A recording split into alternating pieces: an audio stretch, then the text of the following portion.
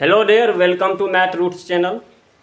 आज हम डिस्कस करेंगे लाइन्स एंड एंगल क्लास 9 और एक्सरसाइज 7C का कुछ क्वेश्चन जो है इसमें कमेंट किए थे कुछ बच्चे जो सर इसका जो है वीडियो बना दीजिए, तो इसका हम वीडियो बना चुके हैं। जैसे क्वेश्चन नंबर 3 है, 20 है और 22 है।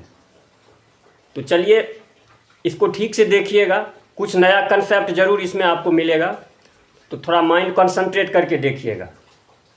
तो ठीक है, चलिए क्वेश्चन स्टार्ट करते हैं। क्वेश्चन नंबर 3 कह रहा है आपको, जो in the given figure L parallel M and a transversal line T cuts them if angle 1 ratio angle 2 equal to 2 ratio 3, find the measure of each of the mark angle. तो इसमें देखिए दो line दिया हुआ है, parallel line. जैसे एक line है ये और एक लाइन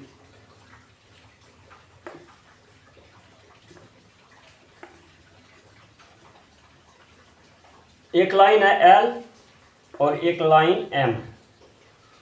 दो पैरेलल लाइन होता है। पैरेलल लाइन ऐसे लाइन को कहते हैं जो एक दूसरे से इंटरसेक्ट कभी नहीं होता है। दोनों जो है कभी भी कितनों इनफाइनाइट लेंथ पर यदि चल जाएगा तो ये दोनों जो है कभी टच नहीं होगा और एक एक पॉइंट पे डिस्टेंस जो है इक्वल हो जाएगा। तो इसको हम पैरेलल लाइन कहते हैं। M और ये इंटरसेक्ट लाइन आपको है जिसका नाम T दिया हुआ है, और ये एंगल है 1, 2, 3, 4, उसके बाद जो है 5, 6, 7 और 8। ये एंगल का नाम है। और आपको दिया हुआ है क्वेश्चन में given angle 1 ratio angle 2 equal to 2 ratio 3 है। ये आपको दिया हुआ है। तो बाकी एंगल का हमको वैल्यू या 1, 2, 3, 4, 5, 6, 7, 8 का वैल्यू निकालना है। तो देखिए जब ये रेशियो दिया हुआ है, सबसे पहले क्वेश्चन में जो दिया हुआ है आपको angle 1 ratio angle 2 equal to 2 ratio 3, तो आप लोग को पता होगा जब रेशियो को हटाते हैं तो एंगल 1 इक्वल टू क्या हो जाएगा। जैसे 2 है तो इसमें एक कांस्टेंट लग जाता है जिसको हम 2K मान लेते हैं और एंगल 2 का वैल्यू कितना हो जाएगा, इसमें 3 है तो 3K हो जाएगा। इससे हमको मिल गया ये। अब देखिए लीनियर पेयर, यहां पर कंसेप्ट जो अप्लाई होगा लीनियर पेयर और वर्टिकली अपोजिट एंगल। वैसे सब जैसे करस्पॉन्डिंग एंगल है या लीनियर पेयर क्या होता है, जब कोई भी लाइन है, जैसे यहां पर ये लाइन है और इस पे ये रे जो है यहां से यहां तक रे लाई करता है, तो E1 और 1 + 2 इसका सम जो होगा क्या होगा, 180 डिग्री होगा। तो 1 हमको दिया हुआ है और 2 दिया हुआ है, तो क्या लिखेंगे 1 plus angle 2 equal to 180 degree. Linear pair होगा।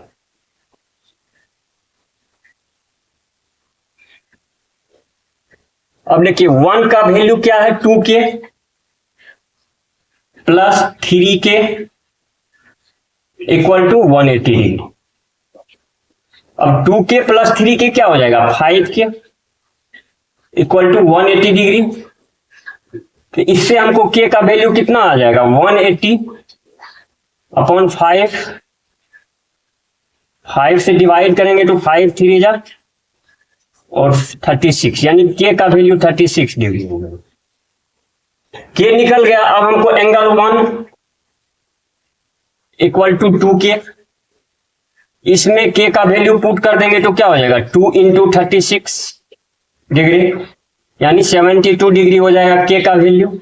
एंगल 2 इक्वल टू 3K है, तो 3 × 36 108 डिग्री। ये दो एंगल का वैल्यू आपको निकल गया और हमको 3, 4, 5, 6, 7, 8 का वैल्यू निकालना है। तो अब इसमें देखिए इसी से वैल्यू निकल जाएगा। एंगल 1 जो है, देखिए एंगल 1 और एंगल 3 दोनों क्या है, वर्टिकली अपोजिट एंगल है। तो वर्टिकली अपोजिट एंगल क्या होता है, इक्वल होता है। तो यहां पर एंगल 1 इक्वल टू एंगल 3। अब देखिए, अब एंगल 1 हो गया और एंगल 5, ये दोनों क्या होता है, करस्पॉन्डिंग एंगल होता है, एंगल 1 और 5। तो 3 इक्वल टू क्या हो जाएगा, एंगल 5 भी हो जाएगा। तो इसका वैल्यू कितना है, 72 डिग्री। तो 72 डिग्री हो गया, ये आंसर हो जाएगा। अब बचा हुआ है 6 और 8। तो देखिए एंगल 2 108 डिग्री है, तो angle 2 equal to vertically opposite angle क्या होगा, 4। तो एंगल 4 हो जाएगा। अब देखिए एंगल 2 और एंगल 6 करस्पॉन्डिंग एंगल है, ये भी इक्वल होता है, इक्वल टू एंगल 6 हो जाएगा। और इसका वैल्यू कितना दिया हुआ है, 108 निकला है ये। तो ये दोनों आपको आंसर हो जाएगा। आई होप जो आप लोग को इसमें कोई दिक्कत नहीं हुआ होगा। अब नेक्स्ट क्वेश्चन आपको 20 में दिया, in the given figure B A parallel ED and B C parallel EF so that angle A B C equal to angle D है। जैसे आपको फिगर क्या दिया हुआ है, एक फिगर ये दिया हुआ है,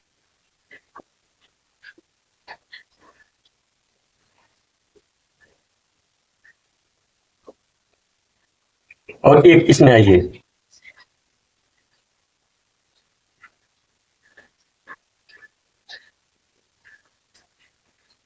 इसका नाम है ए, बी, ये हो गया सी,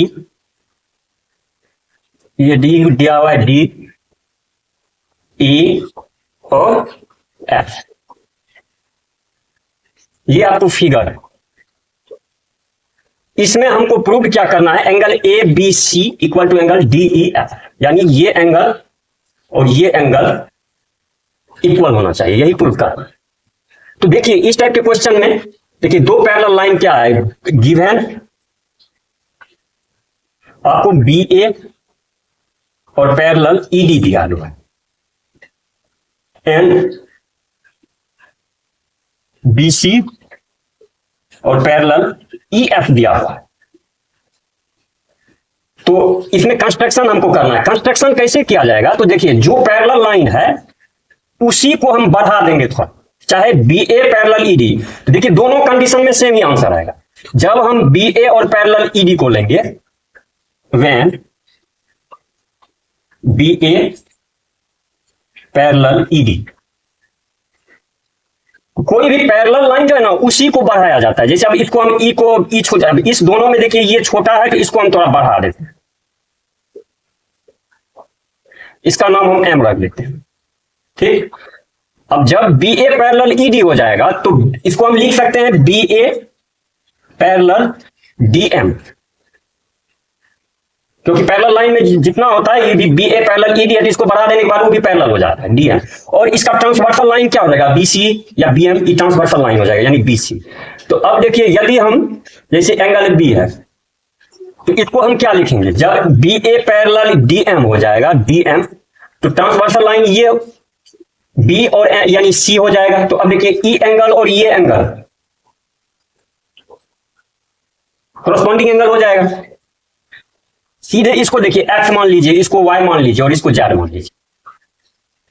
तो देखिए हमको प्रूव क्या करना है,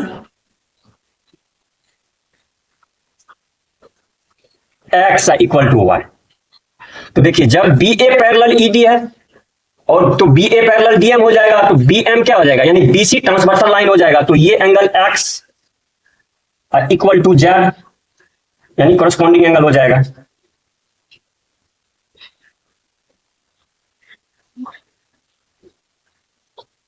अब देखिए अब BC parallel E F, BC parallel E F, जब बीसी और पैरेलल ई एफ है तो इसका ट्रांसवर्सल लाइन क्या हो जाएगा, जैसे ई एम मान के चलिए, ई एम इसका ट्रांसवर्सल लाइन हो जाएगा।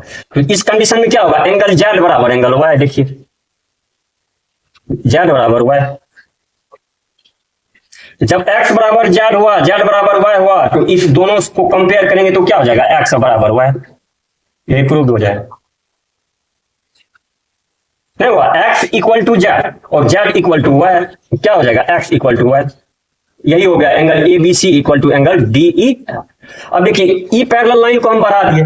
अब यदि हम सेकेंड कंडीशन में इसी में से, अब यदि हम इसको नहीं बढ़ा के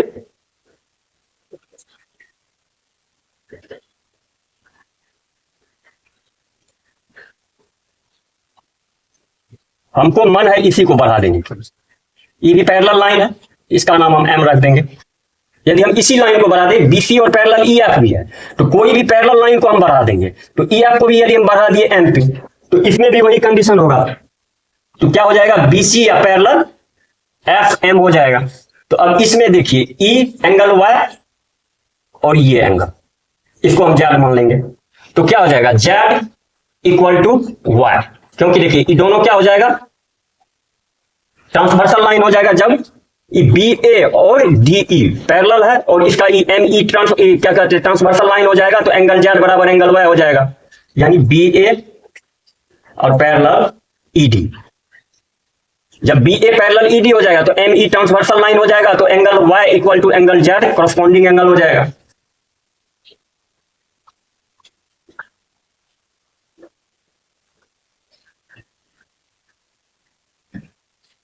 अब देखिए, अब जब बीसी पैरेलल बीसी और पैरेलल जब एम एफ हो जाएगा, तो इसका क्या होगा, बी एम ट्रांसवर्सल लाइन हो जाएगा, तो जेड इक्वल टू एक्स हो जाएगा कॉरस्पॉन्डिंग एंगल।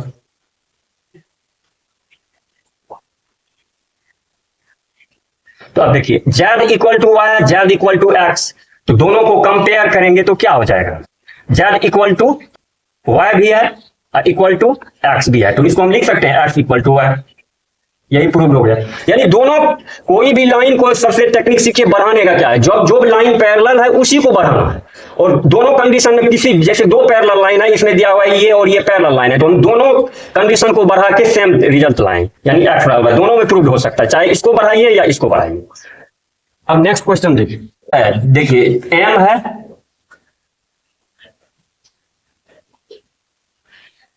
और एक एन है,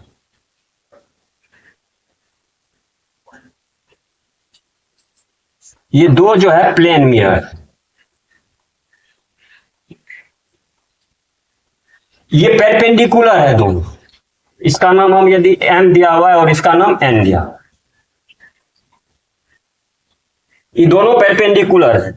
उसके बाद जो कह रहा है, so that the incident ray C A is parallel to the reflected ray B D. अब इस पे जो है फिगर दिया हुआ आपको, जैसे ये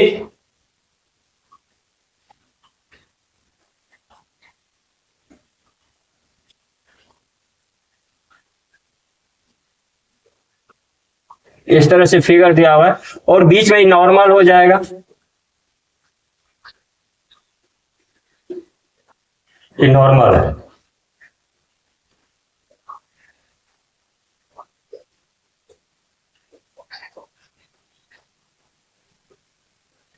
आपको इसमें जो है angle 1,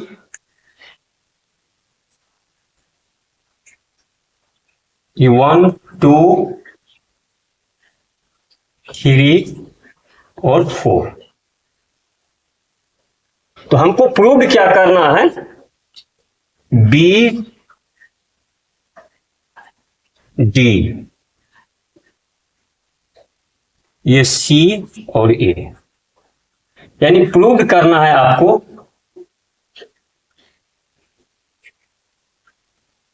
B A parallel, sorry D B parallel C A, यही प्रूव करना है, यानी डी बी और पैरेलल सी ए।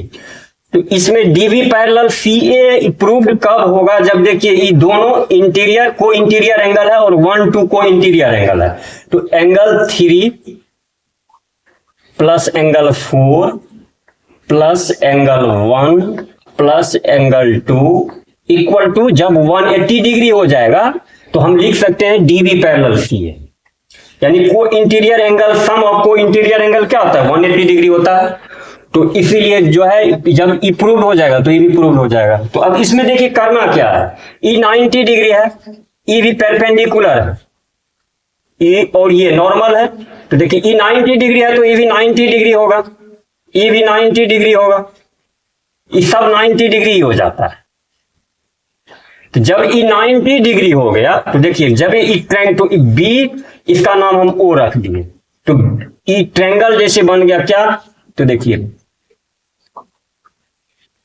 बी है, यानी ओ ए और ई बी, ये ट्रैंगल को हम हटा दिए यहां से।